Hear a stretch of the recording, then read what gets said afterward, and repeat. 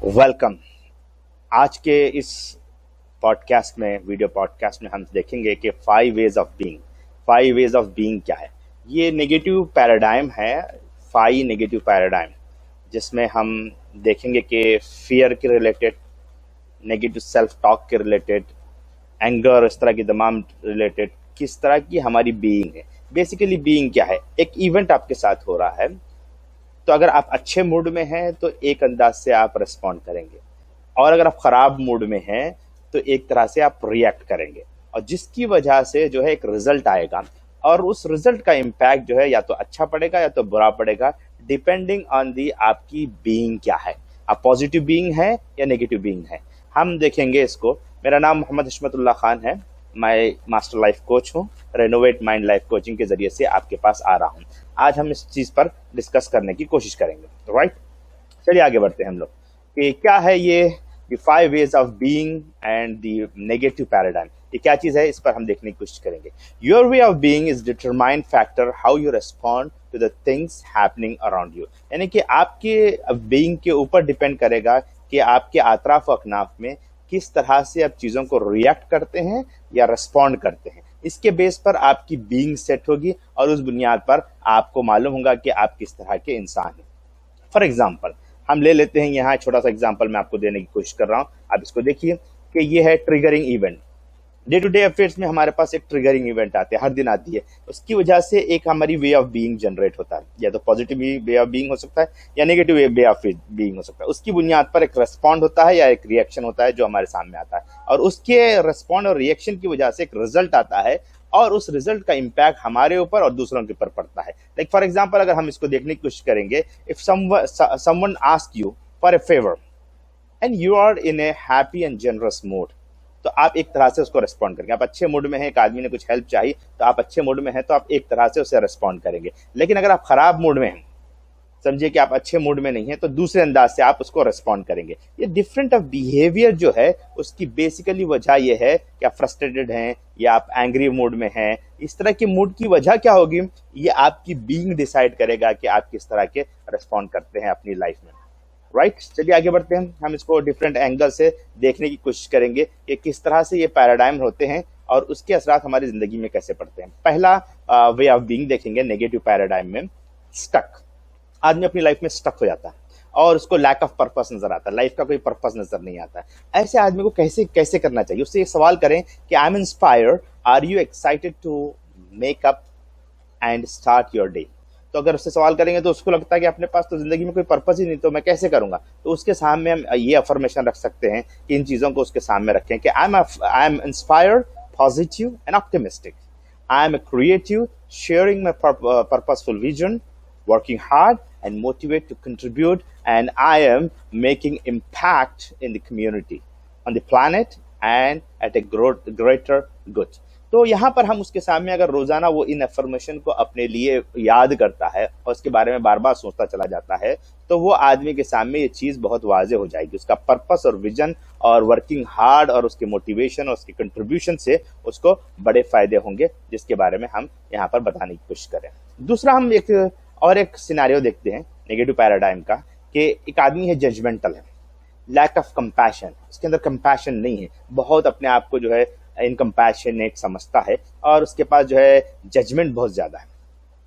तो ऐसे आदमी से आप सवाल कर सकते हैं कि I am loving, is it easy for you to forgive people and yourself for mistakes. तो आदमी का ये होता है कि जजमेंटल इतना होता है कि खुद के सिलसिले में बहुत जजमेंट होता है, मिस्टेक करते हुए डरता है, और वो खुद को फॉरगिव करने के लिए भी परेशान रहता है। ऐसे आदमी के लिए हम ये अफर्मेशन दे सकते हैं कि I am open to my heart, giving and receiving love, I am gentle and forgiving person. तो अगर हम उनके सामने ये बात रखते हैं तो आप देखिए कि उसके अंदर कैसी तब्दीली आती है। फिर ये बात भी हम कह सकते हैं कि I am generous as I connected with my self and others with empathy, patience and compassion. तो उस आदमी को कंटिन्यूअसली इस तरफ मोटिवेट करते हैं, तो वो उसका जो नेगेटिव वेल बीइंग है, जिसकी वजह से वो जो है लैक ऑफ कंपैशन है और वो जजमेंटल बना है, वो तब्दीली उसके अंदर आ सकती है, राइट। आइए तीसरा सिनारियो हम देखने की कोशिश करते हैं। तीसरे सिनारियो में जो बात हमारे सामने आती है वो बहुत अहम बात है, जिसे हमें समझने की जरूरत है। इसमें होता यह है कि आदमी जो है अपने आप को अनवर्दी समझता है, मैं किसी काम का नहीं हूँ, मेरे पास कोई चीज़ ऐसी नहीं है कि जिसके ज़रिए से मैं लोगों को कुछ दे सकूं। तो इससे जब ये बात होती है तो उससे हम ये सवाल कर सकते हैं कि आई एम वर्दी, do you really believe that one day you will live in the home of your dream, यानी कि अपने आप ख्वाबों की दुनिया में आप जो ख्वाब सोचाए हुए हैं उसको परसीव करने वाले आप बन जाएंगे। तो उसको करने के लिए आपको क्या करना पड़ेगा, आपको ये अफर्मेशन अपने अंदर पैदा करनी पड़ेगी। I am worthy, I am enough just as I am, यानी कि मैं बहुत वर्दी हूँ और मैं इनफ हूँ, जो कुछ हूँ मैं वो हूँ।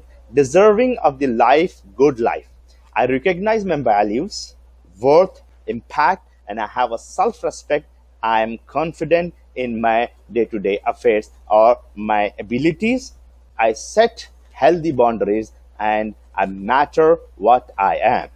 तो अजीज दोस्तों, ये अगर उसके जहन में हो जाए कि उसके अपने वैल्यूज के सिलसिले में उसे सोचना पड़े, उसके वर्थ होने पर, उसके इम्पैक्टफुल होने पर, और उसका सेल्फ रिस्पेक्ट और उसके कॉन्फिडेंट को अगर हम बिल्ड करते हैं, उसकी एबिलिटीज को उसको बताते हैं, उसके बाउंड्रीज को सेट करते हैं, उसके मैटर्स को सही करते हैं, तो उसके अंदर एक बड़ी तब्दीली आ सकती है इस सिनारियो से निकलने के लिए कि I am not worthy person.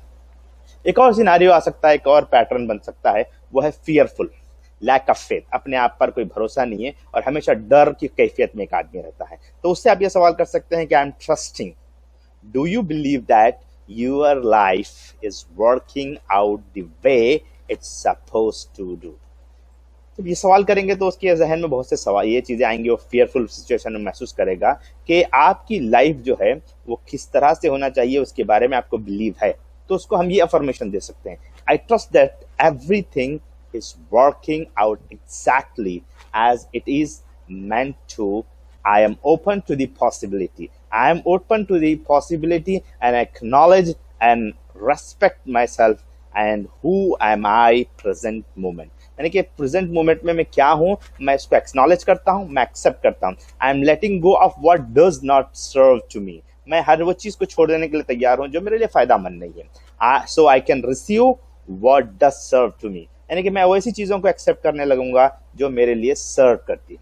एक और चीज हम देखने की कोशिश करेंगे, एक नेगेटिव पैराडाइम, उसको भी हम समझने की कोशिश करेंगे, वो कितना हमारे लिए फायदामंद है, इसके बारे में हम देखते हैं। इस पैराडाइम में जो है, जो चीज हमारे सामने आती है वो है कि आदमी जो है अपने आप को ग्रेटफुल नहीं समझता है। मैं कुछ किसी चीज का ये नहीं हूँ, और एंग्री और दूसरी सिचुएशन उसके पास आती है, नेगेटिव फीलिंग्स, नेगेटिव थॉट्स के अंदर आते हैं। तो उससे आप ये सवाल कर सकते हैं, I am grateful, do you actually feel appreciation when you से थैंक यू। जब आदमी अपने आप को, कोई आदमी उसको अप्रिशिएट करता है, थैंक यू कहता है, तो क्या do you feel appreciation.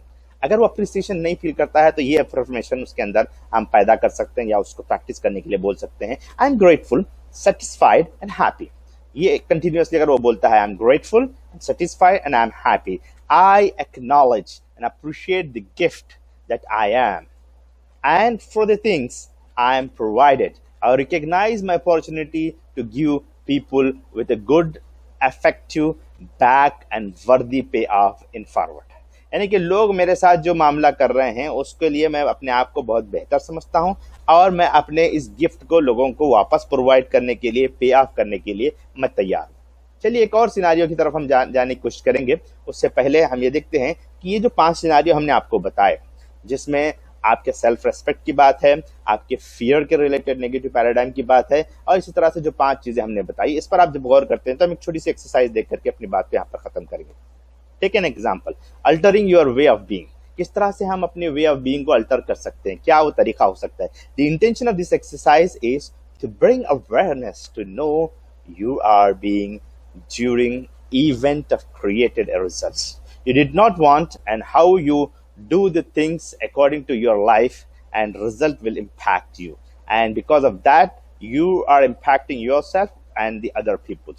So you are different way of being in different scenario. तो कैसे होगा, मैं इसको आपके सामने एक छोटे से एक्सरसाइज के तौर पर रखता हूं, आप इसको देखते चले जाइए, आपको मालूम हो जाएगा। ये है चीज वो जिसको हम समझने की कोशिश करें। ये पहली चीज है जिसे हम ट्रिगरिंग इवेंट कहते हैं। कोई भी इवेंट हमारे साथ होता है तो उसके 2 फैक्टर होते हैं, 2 बीइंग हो सकते हैं। ये पॉजिटिव बीइंग हो सकता है, एक नेगेटिव बीइंग हो सकता है। पॉजिटिव बीइंग का तो हमने बहुत से अफर्मेशन में बात बताई। नेगेटिव बीइंग के हम 5 सिनारियों को हमने लिया था। उस एक नेगेटिव बीइंग को आप रखते चले जाइए, कंसिडर कीजिए अपने आप को और उसके रिलेटेड क्या रिस्पॉन्ड आ रहा है।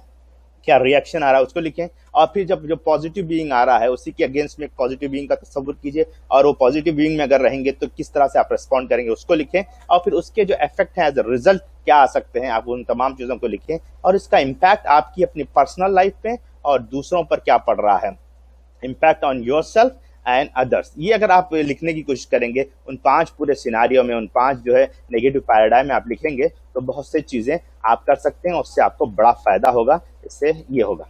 तो इसको कैसे करेंगे? एक्सरसाइज पॉइंट नंबर 1 में है कि think of an event where you created a result that you did not deserve. यानी कि एक नेगेटिव इवेंट के बारे में आप सोचें। फर्स्ट बॉक्स में आप उसको लिखें कि जो आपका नेगेटिव आपका पैराडाइम है उसको आप पहले लिखें।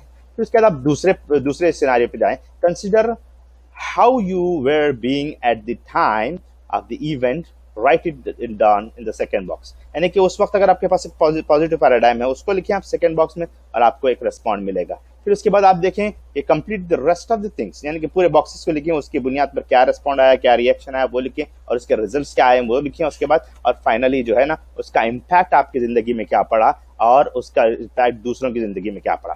Consider the 5 ways of being, choose one and write it in appropriate box। यानी कि एक एक चीज को लेते जाइए, बीइंग को उसमें डालते चले जाइए। Complete the rest of the boxes and complete your whole things. तो उसमें होगा ये कि आप जो फील कर रहे हैं, जो रिजल्ट आप चाहते हैं, वो रिजल्ट को अचीव करने के लिए एक बेहतरीन एक्सरसाइज है जिसको आप करेंगे तो बहुत आसानी के साथ समझ जाएंगे। फिर मैं एक बार बताता हूँ। ट्रिगर इवेंट हो गई जिसमें पॉजिटिव और नेगेटिव आप लिखें। पहले नेगेटिव का पूरा फिलअप करें, पूरे बॉक्सेस, पूरे 4 बॉक्सेस फिल करें। फिर पॉजिटिव इवेंट को लें, उसी को पॉजिटिवली कैसे रिस्पॉन्ड करते हैं उसको लिखें, और उसके तहत पूरे बॉक्सेस को फिल करें, ताकि आपके अंदर ये कैफियत पैदा हो कि आप अपने आप को उसमें तब्दील करने पाए। तो ये आज का हमारा एपिसोड था जिसमें हमने आपके सामने ये चीज़ रखने की कोशिश की। मैं समझता हूँ कि ये बहुत पसंद आया होगा आपको। रेनोवेट माइंड लाइफ कोचिंग के साथ बने रहिए। इंशाल्लाह इस तरह के और वीडियोस आपको आएंगे। हमारे यूट्यूब चैनल को भी आप सब्सक्राइब कर सकते हैं। जज़ाकल्लाहु खैर। Thanks for listening. I am your coach Mohammad Ashmat.